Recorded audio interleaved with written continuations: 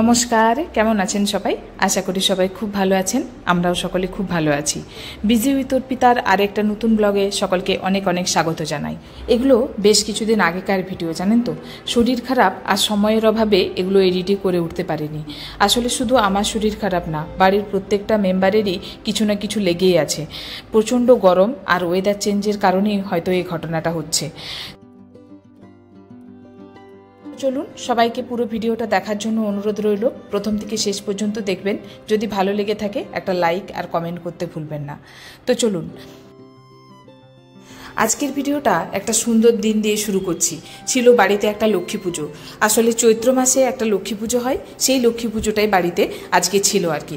তো সকাল সকাল রোদের তেজটা প্রখর হওয়ার আগে আমরা দুজনে মিলে বেরিয়ে পড়েছি ফুলের খোঁজে। বাড়ির কাছাকাছি বেশ কয়েকটা ফুলের গাছ আছে। আসলে আমাদের নয়, আমাদের আছে কয়েকটা জবা ফুলের গাছ।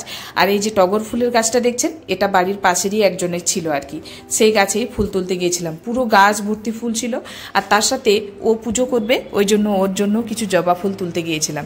ফিরে এসে দেখি যে প্রচণ্ড রোদের জন্য গাছগুলো যে ঝিমিয়ে গিয়েছিল, এগুলো সকাল সকাল একটুখানি মানে সতেজ হয়ে উঠেছে আর কি। আর যেহেতু পুজো আছে, তো বাড়ির চারপাশটা মা আর বাবা মিলেও যে পরিষ্কার করছে দেখতে পাচ্ছেন। তো একটুখানি ঝোড় ঝাপটায় হয়েছিল সামনেটা, যেহেতু এটা ওই যে মামাদের বাড়ির পেছন সাইড। তো মা বললো আজকে যেহেতু পুজো আছে, তো ওইখানটা একটুখানি পরিষ্কার করে দেবে। তো চলুন, এখান থেকে গিয়ে আমরা করব বাড়ির কিছু খুঁটিনাটি কাজ।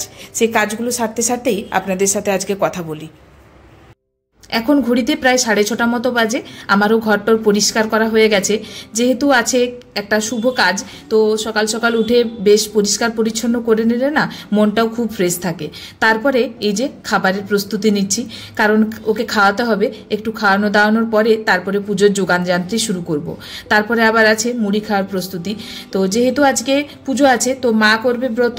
আমরা সকাল সকাল ব্রেকফাস্টটা করারই প্রস্তুতি নিচ্ছিলাম। আমি ব্রেকফাস্ট করে আর একটুখানি টুকিটাকি জিনিসপত্র গুছিয়ে নিয়েই আজকে আবার ডিউটির উদ্দেশ্যে বেরোবো। আছে 2টো থেকে ডিউটি, মানে ইভিনিং শিফট ডিউটি আছে। সে আমিও একটু তাড়াহুড়োই করছিলাম। তো এখন আমি করে নিচ্ছি সকালের জলখাবারের প্রস্তুতিটা। জলখাবারে আজকে বানাবো বেগুনি ভাজাটা বাড়ির সবাই খুব পছন্দ করে।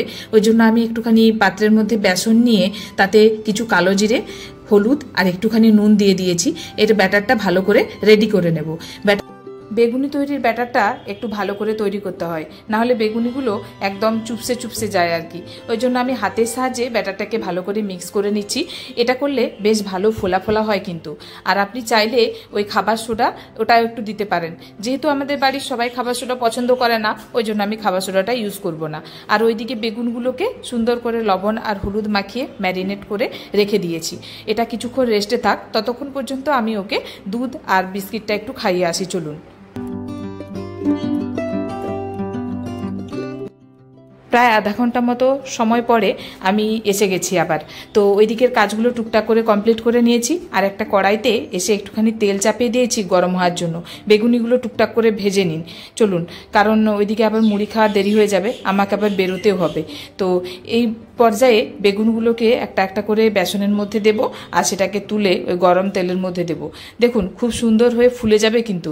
যেহেতু বেসনটা খুব ভালোভাবে ফেটিয়ে নিয়েছি, এক্ষেত্রে এই চুপসে যাওয়ার সমস্যাটা থাকবে না। খুব ভালো করে সুন্দর করে ফুলে যাবে।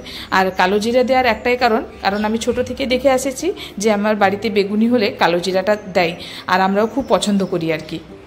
চলুন, এটা এদিকে হতে থাক। আমি ততক্ষণকে আপনাদের সাথে একটা কথা শেয়ার করি।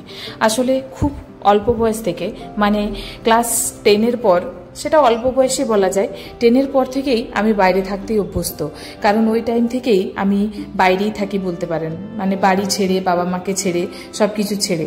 হয়তো রান্না টান্না দায়িত্ব আমাকে নিতে হয়নি, সেটা বাইরে থেকেই খেতাম। কিন্তু পড়াশোনার ক্ষেত্রে বাইরেই থেকেছি অনেক দিন যাবৎ ধরে। ক্লাস এইচএস হলো, তারপরে এইচএস হওয়ার পরে আসলো কলেজ লাইফ, মানে একটা দীর্ঘ টাইম, বুঝতে পারছেন তো। ওই জন্য মাঝে মাঝে যখন এখন দেখি যে কিছু কিছু মেয়ে আছে না, যারা বলে এটা পারি না ওটা পারি না, এটা ভাববেন না যে কোনো একটা পজিটিভ দিক।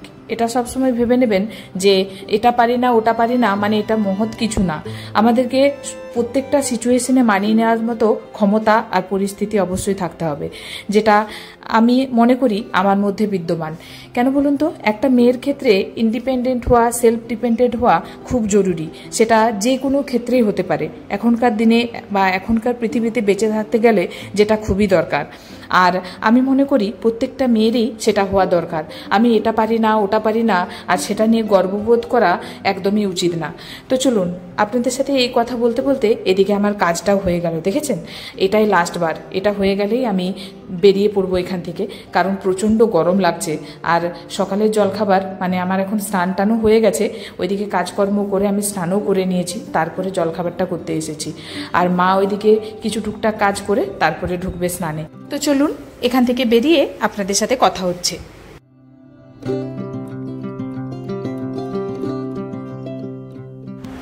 তো চলুন, আমার এদিকে কাজকর্ম হয়ে গেছে, এখন আমি আলপনাটা দিয়ে দিচ্ছি। আলপনা দিতে আমি বরাবরই খুব পছন্দ করি। আসলে প্রত্যেকটা মেয়েই হয়তো আলপনা খুব পছন্দ করে।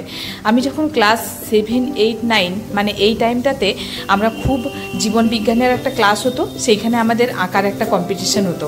আমার হাজব্যান্ড সেও সেই একই ক্লাসে আমার সাথে পড়তো, তো আমরা সবাই মিলে কিন্তু বেশ ভালোই একটা কম্পিটিশনের মধ্যে ছিলাম। প্রত্যেকটা পার্ট মানে ওই যে আমার এখন মনে আছে মাইটোকন্ড্রিয়া কিংবা জীবন বিজ্ঞানের যে আঁকার জিনিসগুলো ছিল সেগুলো আমাদেরকে আমাদের ক্লাস টিচার এঁকে আনতে বলতেন। আর সেই ভিত্তিতে মানে কে কেমন আঁকতে পারবে সেই ভিত্তিতে আমাদেরকে কিন্তু মূল্যায়ন করা হতো। তো সেই টাইমে আমরা সকলেই বেশ ভালো আঁকতাম কিন্তু। তো এই বলতে বলতে আপনাদের সাথে কথা বলতে বলতে আমার কিন্তু ঠাকুর সব পাতা হয়ে গেছে। আমার বাড়িতে এই ঠাকুর পাতার রীতিটা ভীষণ পুরাতন। কার বাড়িতে এরকম রীতিতে পুজো পার্বণ এখনও পর্যন্ত প্রচলিত আছে অবশ্যই কমেন্ট করে জানাতে ভুলবেন না। তো চলুন, আমরা এখন কিন্তু শুধুমাত্র ঠাকুর মশাই আসার ওয়েট করছি।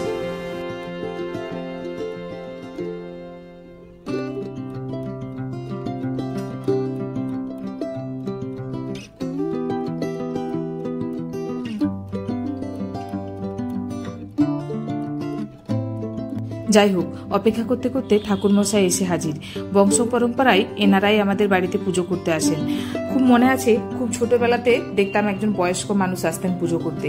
তো আমি তখন জানতাম যে উনি আমার বাড়ির ব্রাহ্মণ, মানে আমার বাড়িতে যত রকমের পুজো পার্বণ আচার হবে উনিই আসবেন পুজো করতে। আর আমাদের গ্রামে যে কালী মন্দিরটা আছে, কালী মন্দিরটাতেও ওই ব্রাহ্মণদেরই বেশ পালি করে করে পুজো হয় আর কি। তো এখন উনি পুজো করে নিক, তারপরে আপনাদের সাথে কথা বলছি।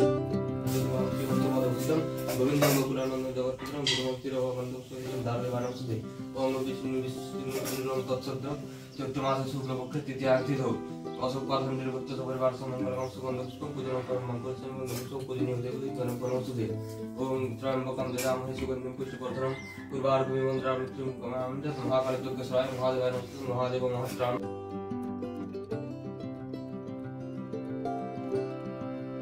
যাই হোক, খুব ভালো করেই পুজোটা সম্পন্ন হলো।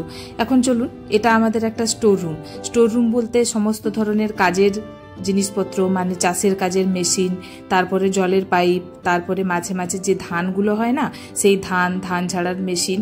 আর একটা নতুন জিনিস আপনাদের দেখায়, সারা বছরের যে পেঁয়াজটা হয় সেটা সুন্দর করে বাবা এরকম করে পরিষ্কার করে গুছিয়ে কেটে রেখেছে। তো এখান থেকে কিছু জিনিসপত্র আমি এখন গোছাবো, আসবো ডিউটির জন্য। আসলে কি করা যাবে বলুন তো, কাজ তো করতেই হবে বলুন। প্রতিবার আসার সময় মা আর বাবা দুজনেই প্রচুর পরিমাণে জিনিসপত্র প্যাক করে দেয়। আসলে এখানে রান্না টান্না করি তো ওই জন্য রান্নার যাবতীয় সামগ্রী বাড়ি থেকেই দেওয়ার চেষ্টা করেন আর কি ওনারা। তো চলুন এখন জিনিসপত্রগুলো প্যাক করে নেওয়া যাক। আসলে আমাকে একটু তাড়াতাড়ি বেরোতে হবে, আর এই কয়েকবার দেখছি বেরোনোর সময় ছানাটা প্রচুর পরিমাণে কান্নাকাটি করছে। তো যাই হোক, আজকের এই ভিডিওটা এই পর্যন্তই। সকাল থেকে আজকের ভিডিওটা আপনাদের কেমন লাগলো অবশ্যই কমেন্ট করে জানাতে ভুলবেন না। যদি ভালো লেগে থাকে একটা লাইক করে দেবেন, আর চ্যানেলে নতুন হলে অবশ্যই সাবস্ক্রাইব করতে ভুলবেন না। তো আপনাদের সাথে দেখা হবে নতুন একটা ভিডিওতে। ততক্ষণ পর্যন্ত সকলে সুস্থ থাকবেন, ভালো থাকবেন, আর বিজয়ী উত্তর পিতার পাশে থাকার জন্য সকলকে অসংখ্য ধন্যবাদ।